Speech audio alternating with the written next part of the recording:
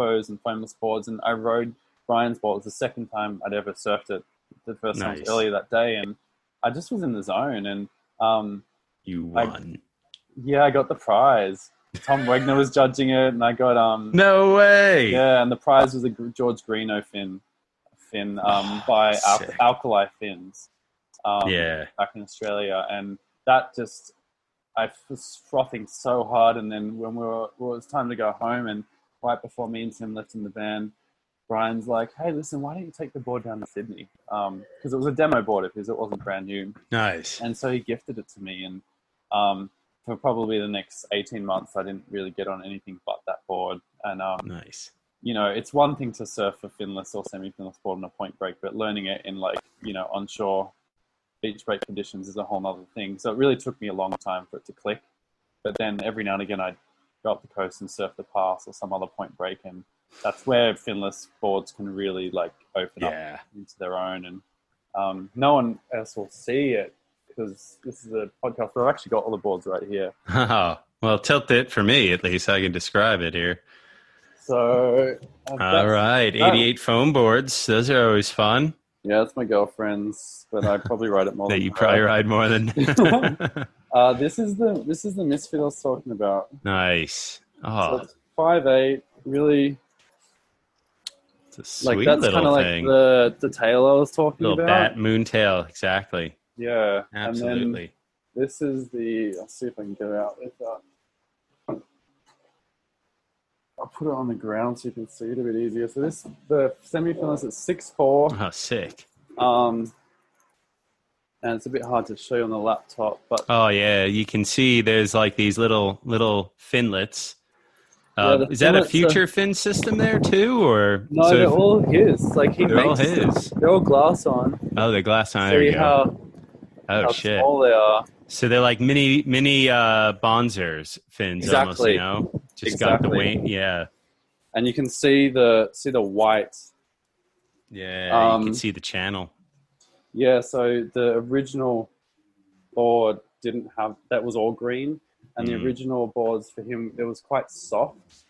And then he kind of started digging a bit more into the channels, and I was moving to the States, and I knew I could only take one board, and this was going to be the board.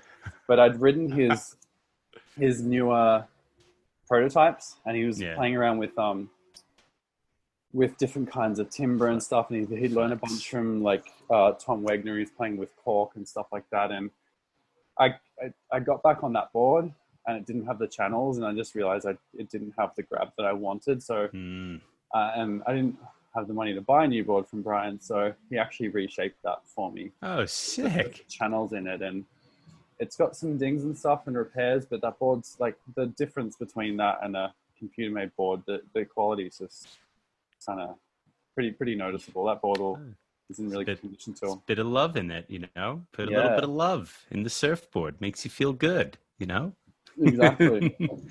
Well, Jack, really appreciate your time.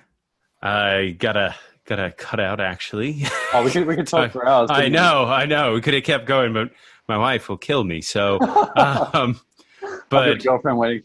yeah, right. Plus, my air conditioning's been off for over an hour now, and I'm sweating. Yeah, me too. The turbine fan's not quite doing it for me. I know, and it's trying to keep the noise down.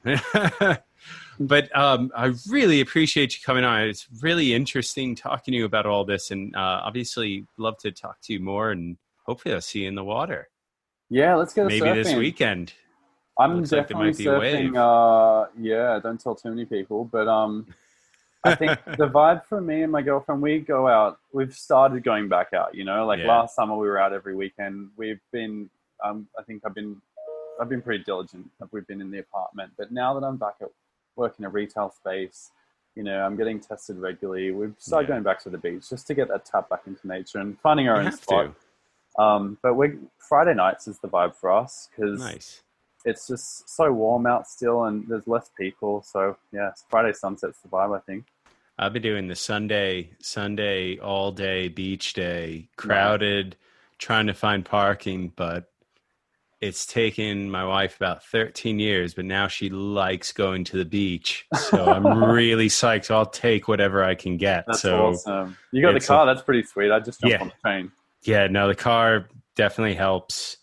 But I remember the days of the train. But the train is so clean now, right? Yeah. Like they really, and it's, I think people are being respectful. Like when I go to Rockaway, it feels like everyone's wearing a mask to the beach. Yeah. And they're on the beach, the mask is off, but you have a breeze, it's open, everyone's keeping somewhat distant.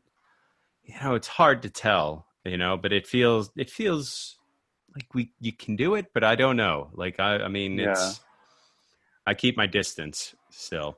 We didn't really get to talk about California, or that'll be another time, but I spent 18 months in Santa Barbara surfing Rincon. I was lucky enough to make the scene there actually reminds me a lot of home in Manly. It's such a quirky scene. Yeah. It really, I love it so much. The winter, obviously, it pumps. And summer, it just reminds me of home. Just like kind of shitty summer surf. Sometimes you get some good swell, get the occasional hurricane swell. But I really, truly have fallen in love with Rockaway. And you know, you'll share my details. I'd love it for anyone to reach out. I'm always down to make new surf friends. And I would probably call myself, I don't know, I don't surf. I don't know what level I'd call myself, but I love surfing with anyone that's learning to surf. I want to I love teaching people as well. So if anyone wants to come out and try surfing for the first time. Oh, look at you. Oh, you're going to regret that. But I think to wrap it up to your point with corporate sustainability and all that, we're really going to be jumping into sustainability revolution, whether people want to do it or not. It's profitable now. People want it. It is the way forward. And I personally am that's my purpose in life, to kind of push it forward and give us a fighting chance to continue living on this beautiful planet we call home. Well, cheers, Jack. Thank you so much. Really appreciate you coming on, and see you in the lineup.